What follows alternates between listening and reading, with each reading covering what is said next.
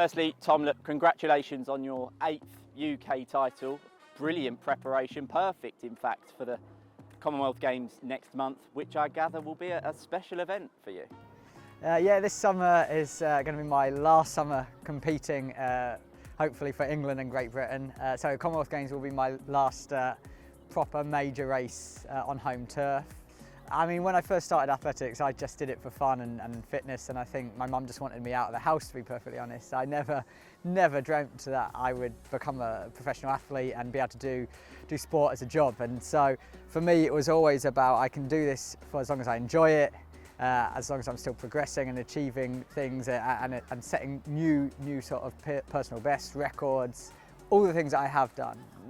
My body isn't quite what it was, and it's starting to hurt me every single day. You know, professional sport isn't always good for you after a decade plus worth of doing it. And so for me, it was about the balance of my health as well as kind of what I can still achieve in sport. And I've already surpassed all my dreams. And so for me now, it was like I want to go out on my terms and keeping my body in one piece. We've mentioned your form. You're going into it in good form off the back of a win. How much would it mean to you to go out with a gold? I mean, getting back on that podium is not going to be easy.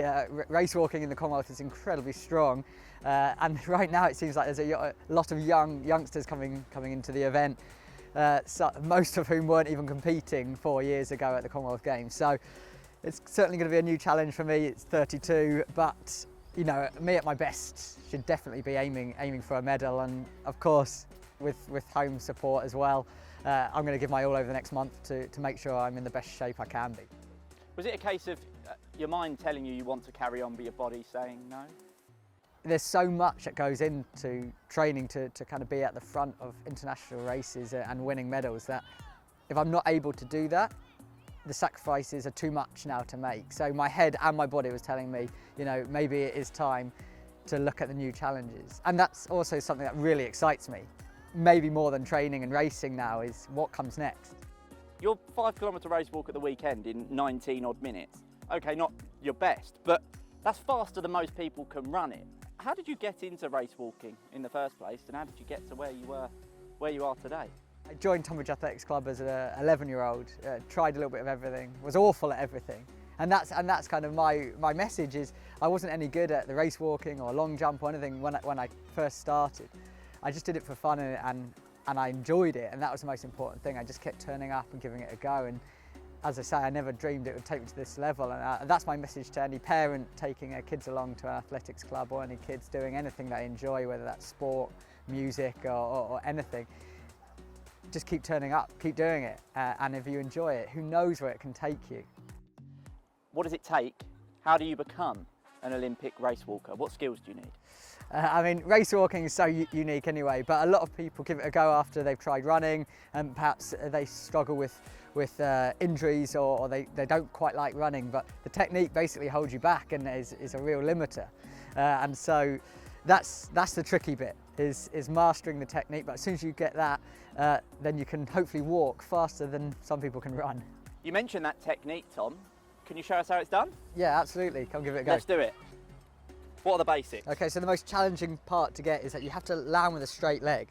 Okay. That is basically one definition of walking, because when you run, you drive your knee up. So the polar opposite of that is to land with a straight leg on your heel, toe up to the sky. Okay. That's the most difficult bit to get. And drive your arms. Use your arms like relaxed running arms, basically, is what I describe it as. Should we give it a go? Right, let's give it a go then. Come on then. There you go, you're getting it. Come on. Oh, you're fast. Come on. There's the understatement of the century. Oh, you're fast.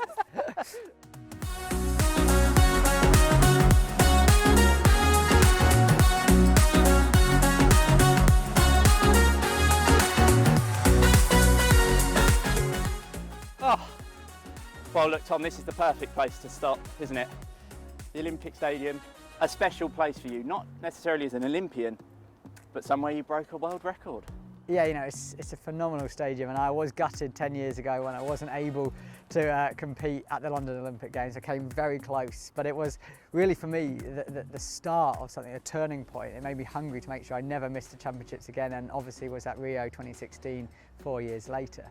But also for me, it's about leaving a bit of a legacy. We talk about that a lot, but I don't want my records to last forever, because it means we haven't had anybody else at my level, and that's something I've wanted to do for years, is not just raise the profile but raise the level of race walking in our country. And now if somebody wants to break my British records, they have to reach that level.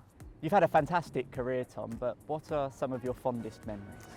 Oh, I mean, I have so many memories now, from internationals to meeting people that I would never have met otherwise from countries all over the world. So it's such a privilege, but I know it can't last forever, and my body is telling me that it won't last forever. So memories, obviously, winning silver on Gold Coast at the last Commonwealth Games, breaking the British record and finishing 6th at the Olympic Games in Rio. That was a huge day for me and my coach. And I think every time I stepped on the race course, every time I achieved a PB or a record, it lives with me, because I never thought it would be possible. There'll be one person watching this that will be slightly miffed. You haven't said a certain memory, proposing to your partner Harry at the Rio Games. What a time that was. Were you nervous?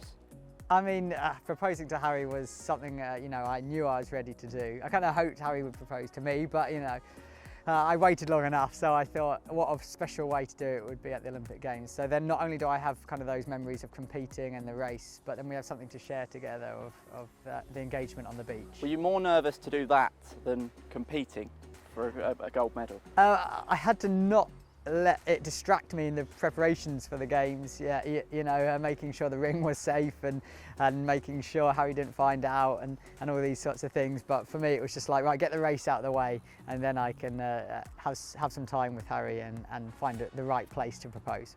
Look, you've had a fantastic career, but it hasn't come without its low points, challenging moments. Was there a time ever where you thought, I can't do this anymore? Was there a low point for you? Yeah, absolutely. I've spoken quite publicly about my mental health struggles, and for me, I never really understood what it was like to kind of be a professional athlete, because I never thought it'd be something that I would achieve. And so as the success came, I just kept going with it, and suddenly my life was just purely about athletics, about training. I spent a lot of time away from home, a lot of time away from my family and away from Harry, and when things started to go wrong, it started to unravel quite quickly, and what became apparent was I had nothing else except athletics. And when it's all going well, that's great, but as soon as you kind of take a step back and realise that I had nothing else in my life except for that, it was a bit of a scary awakening, really, and it was a huge lesson to me that I had to put in place things for the rest of my life and not push away those people who will always be there at the end of the career like they were at the start. There'll be people watching this thinking, how did you overcome it? What would be your message to them? It was the small things that I just focused on. You know, I spent so much time away from my family, training, competing, focusing on training just came first. You know, I didn't want to jeopardise my sleep, what I was eating. So it meant I missed a lot. I missed weddings, I missed my friends' birthdays, I missed friends' holidays. All these things that I see my friends are at now in their lives. I want that, and that's kind of what I'm looking forward to putting into place now with me and Harry. And those were the things that we did kind of start to introduce again, some normality, I guess, to kind of really make training, competing worth it, because when I returned home at the end of the day, there was still a normal life there. You talk about that hectic schedule and things that can interrupt it. There was one big one, the pandemic, that interrupted your Olympics in Tokyo. Do you think the pandemic was the thing that cost you an Olympic medal? Yeah, you know, we did everything in our power to make sure it didn't throw us off whatsoever. You know, unfortunately, I think I pushed so hard to try and get back to where I was in the spring of 2020 and 2021. I probably overdid it, and having never really faced so many injuries in the 10 years before that, I knew by the time Tokyo had come around, I knew I'd missed so much training. I'd suffered with so many sort of little setbacks, little injuries, that unfortunately the chance of a medal was gone.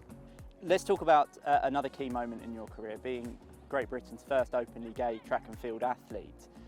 Of course, for you, everybody who needed to know knew at the time, but why did you think it was important to tell the world? I feel like the first reason was quite selfish. I wanted to almost protect myself and Harry as we went into the not the London Olympic Games, Rio Olympic Games, because when it comes to the Olympic Games, we want to know everything about our Olympians, and this was something I wanted to just put out on my own terms. I didn't expect it to make headline news whatsoever, but I think that highlighted exactly what a big deal it was in 2015, and it still is really today, as we still see more and more athletes coming out, which is good, but it's still making the news, which it shouldn't. And so it's something I know I don't regret doing, and something that fills me with a lot of pride, because I still receive messages today from people, and it's really, really powerful for me, and it really inspires me, as well as hopefully it gives people encouragement to live authentically, and hopefully if they're living openly, they can be a little bit happier and hopefully a little bit more successful in what they do. What are we expecting from you beyond retirement? Are we going to see you on our screens? Are we going to see you around a crate of spiders in the jungle perhaps? What's the plan? I am somebody who says yes to everything, and I'm always up for a challenge, and my personality, I think, has taken me quite a long way in my career, and so I hope you will certainly be seeing me a lot more as we go forwards. There's plenty of opportunities that I will happily take up, and you know, I've been taught a lot from my coach and my team in Leeds, as well as my team down in Kent. And all I've learned is always say yes and always take on a challenge, because you might learn something, you might meet somebody new, you never know what's around the corner, and that's my message for everybody at home and to myself as I go forward and see what happens next. Well, look, Tom, it's been an absolute pleasure to speak to you. Best of luck in Birmingham next month. Thank you. And a happy retirement. Thank you very much.